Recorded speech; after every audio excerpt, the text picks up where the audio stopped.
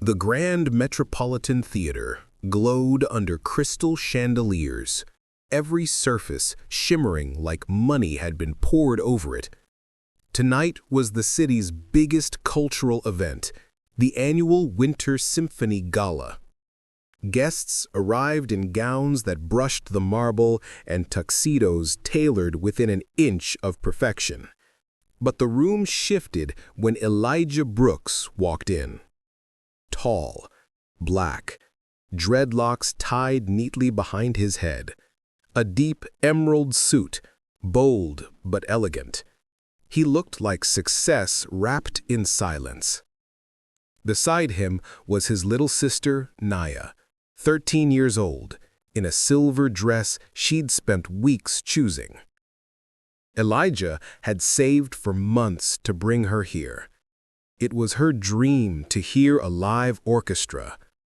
They approached the velvet-roped ticket counter where a white woman named Patricia Langford, senior usher, stood with her chin lifted like she could smell trouble before it arrived.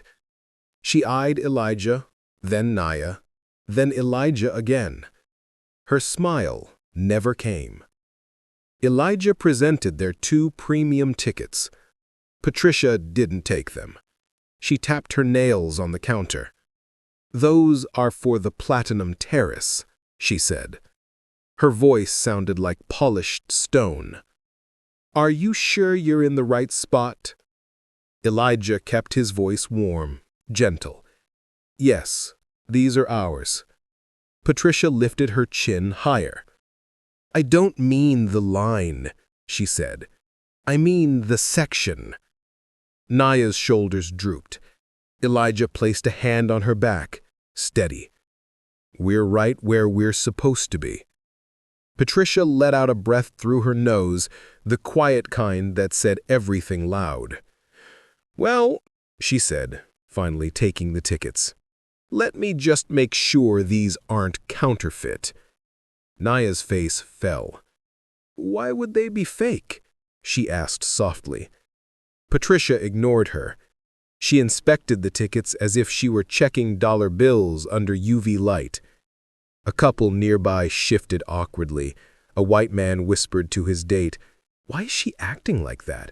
The tickets look fine."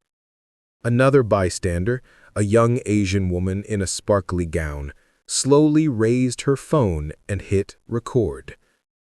Patricia scanned the barcodes, frowning dramatically, even as both tickets lit green. She stared at the screen, irritated that the system didn't match her assumptions.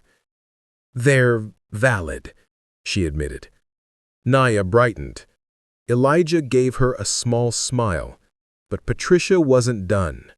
She leaned in. "Just so you know," she said, "the terrace has a strict dress code. We don't usually allow creative hairstyles."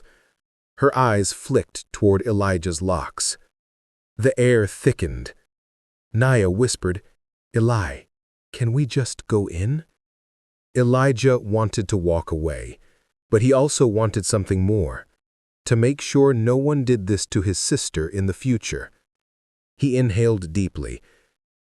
"We meet the dress code, and we'll be taking our seats." Patricia crossed her arms. "I'm going to need to confirm with management." Elijah nodded calmly. "Please do."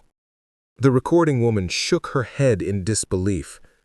Patricia walked away, heels stabbing the floor with each step. A few minutes later, a man in a tailored navy blazer rushed over. Samuel Richter, the theater director. He looked stressed.